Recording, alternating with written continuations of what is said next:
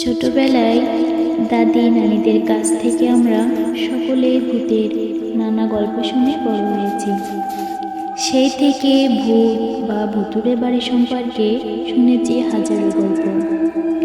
আধুনিক পৃথিবী যেভাবে ভূত প্রেতের অস্তিত্বকে অস্বীকার করে চলে, সেখানে পৃথিবীর প্রায় সব দেশেই এখন অবধি ছড়িয়ে থাকা শত শত ভূতুড়ে জায়গা কৌতূহল জায়গায় বইকি। তবে বাস্তবে হয়তো কখনো কখনো জনশ্রুতিতেই গড়ে ওঠে এমন অনেক ভুতুড়ে বাড়ি বা জায়গা। কোনোটিতে থাকে চমকপ্রদ রহস্য, যা এই জায়গাগুলোকে ঘিরে তৈরি করে ভুতুড়ে আবহ। আর এর কোনোটাই যখন শক্ত দলিল প্রমাণ দিয়ে বোঝা যায় না, তখন জমে ওঠে আসল মজা। এরকমই কিছু জায়গা কিন্তু বাংলাদেশের নানা প্রান্তেও ছড়িয়ে ছিটিয়ে আছে, যা নিয়ে গা ছমছমে গালগল্প চলে এই স্যাটেলাইট আর ইন্টারনেটের যুগেও। আজ জানাচ্ছি সেরকমই একটি ভুতুড়ে বাড়ির গল্প। রাজধানীর ধানমন্ডি এলাকায় অবস্থিত এই বাড়িটি।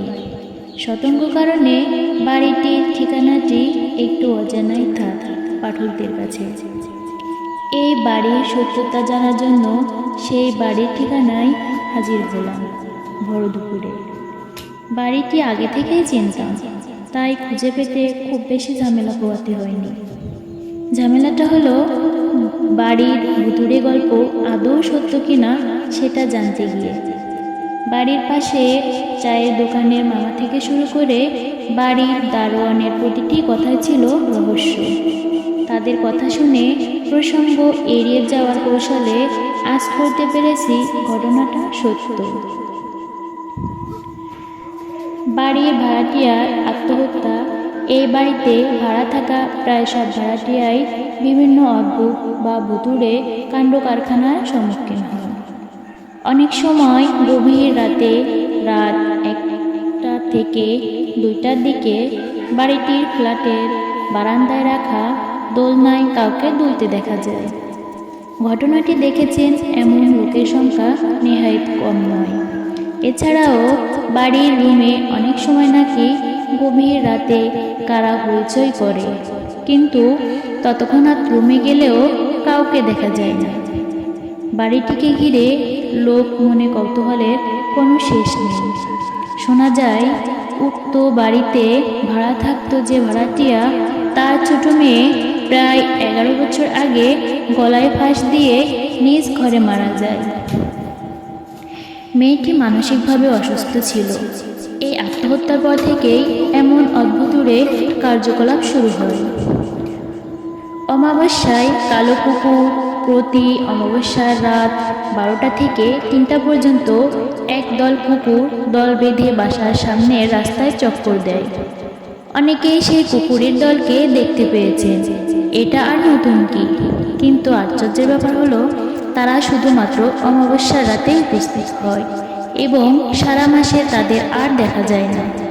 কয়েক যুবক মিলে একবার রাত করে তাদের দেখার জন্য প্রস্তুতি নেয়, কিন্তু তাদের মাঝে 2জন কুকুরের কামড়ে মারাত্মকভাবে আহত হয়। যুবকদের প্রায় সকলেই একটি রেডিও স্টেশনে স্বীকারোক্তি দেয় যে সেই সব কুকুরগুলো কালচে বর্ণের ছিল, কারণ অন্ধকারে তাদের স্পষ্ট দেখা যাচ্ছিল না। তারা একটি ছন্দ মিলিয়ে এক লাইনে হাঁটছিল এবং তাদের প্রত্যেকের চোখ থেকেই এক প্রকার নীলচে আভা বের হচ্ছিল। ঘরময় হাটে হলুদ কাপড়ে কেউ মাঝরাতে কোনো এক রুমের সামনে দিয়ে নাকি রাত 12টার পর একজন বউকে হেঁটে যেতে দেখা যেত, যার পরনে থাকে লাল পাড় দেওয়া একটি হলুদ শাড়ি। সে কোথা থেকে আসে এবং কোথায় যায় তা আজ পর্যন্ত কোনো ভাড়াটিয়াই শনাক্ত করতে পারেনি। অনেক ভাড়াটিয়াই নাকি বউটিকে দেখেছে মেঝেতে জমে রক্তলাল পানি। বেশ অবাক হয়েছে শুনে যে ওই ফ্ল্যাটের ফ্লোরে পানি জমত। তাও শুধু পানি হলে এক কথা ছিল, যে পানি জমত সেগুলো ছিল রক্ত রঙের পানি। ফ্ল্যাটের মালিকপক্ষ অনেকবার মেঝে ঠিকঠাক করে দিলেও বন্ধ হতো না সেই পানি জমা। শুধু মেঝেতে পানি জমা সমস্যাই নয়, ছিল বিদ্যুৎ বিভ্রাটের সমস্যাও। এতক্ষণ যে বাড়ি নিয়ে এত কথা হলো, সেই বাড়িটির প্রতিটি ফ্ল্যাটে কিন্তু এমন ঘটনা ঘটে না, ঘটে শুধুমাত্র একটি ফ্ল্যাটকে ঘিরে। সেই ফ্ল্যাটে এখন আর কোনো ভাড়াটিয়া থাকে না, মালিকপক্ষও এখন আর সেই ফ্ল্যাট ভাড়া দেয় না। শেষে সেই বাড়ির দারোয়ানের একটি কথা দিয়ে শেষ করছি, ভূত মানতে গেলে দেখা যাবে আপনার সাথেও ভূত আছে। কথা শুনে মনে মনে হেসেছিলাম। রাস্তায় যেতে যেতে যেমন ভেবেছি, ঠিক লিখতে লিখতেও তেমনটাই ভাবছি। সত্যি আমার সাথেও কি তাহলে ভূত আছে? ঘটনাটি ঘটেছিল দোহার থানার চরজয় গ্রামে, এসপি বাড়ির সামনে সেই রাস্তায়, যেখানে একটা কালভার্ট আছে তার ঠিক পাশেই আছে বড় একটা যে জায়গার আরও একটি ঘটনা আমি আগেও সবার সাথে শেয়ার করেছি।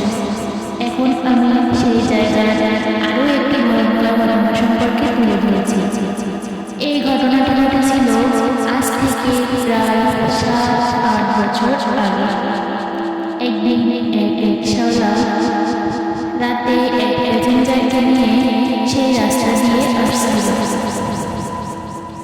রাত তখন প্রায় আনুমানিক 11টা কি 11:30 মতো।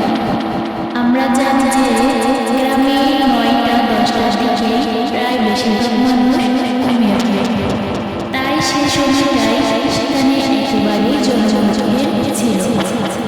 তারা দুজনই সে রাস্তা ধরে যাচ্ছে। এমন সময় তারা কিছুটা দূর থেকে হঠাৎ সাদা কিছু একটা লক্ষ্য করে। তারা যখন সেই কালভার্টের কাছাকাছি জায়গায় গেল, তখন তারা দেখল যে কালভার্টের উপর সাদা কাপড় পরা একটা লাশ শুয়ে আছে। এরপর তারা দুজনেই রিকশা থেকে নেমে লাশটার কাছে যায়। তারা দুজনেই অবাক হয়ে গেল যে এত রাতে এখানে একটা লাশ কে রেখে গেল। লোকটি রিকশাওয়ালাকে বলল, হয়তো কেউ লাশটিকে এখানে ফেলে রেখে গেছে, চলো আমরা লাশটিকে নিয়ে দাফনের ব্যবস্থা করি। কিন্তু রিকশাওয়ালা এতে আপত্তি জানাল না। সে লোকটিকে বলল, আমাকে আমার ভাড়া দিয়ে দিন, আমি এইসব লাশ নিয়ে যেতে পারবো না। লোকটি তাকে বলল, ঠিক আছে, তোমাকে ভাড়া 100 টাকা বেশি দেব। এ কথা শুনে রিকশাওয়ালা লাশটি নিতে রাজি হয়। তবে রিকশাওয়ালা লোকটিকে শর্ত দেয় যে লাশটি আপনাকে তুলতে হবে। লোকটি বলল, ঠিক আছে, তাই হবে। তারপর লোকটি লাশের কাছে গিয়ে মুখের কাপড় তুলতে দেখতে পায় লাশটির চোখ খোলা অবস্থায় তাকিয়ে আছে। অর্থাৎ কেউ চোখ খোলা অবস্থায় মারা গেলে যেমনটা দেখা যায় ঠিক তেমন। এতে সে একটু ভয় পেয়ে যায়। এরপর সে লাশটির গায়ে কাপড় আরও কিছু অংশ সরাতে দেখতে পায় লাশটির শরীরের পশমগুলো বেশ বড় বড়, যা কোনো সাধারণ মানুষের থেকে একেবারেই আলাদা। অর্থাৎ পশমগুলো ছিল ঠিক ভেড়ার শরীরের পশম। এটা দেখে লোকটি চিৎকার দিয়ে অজ্ঞান হয়ে যায়। আর সেই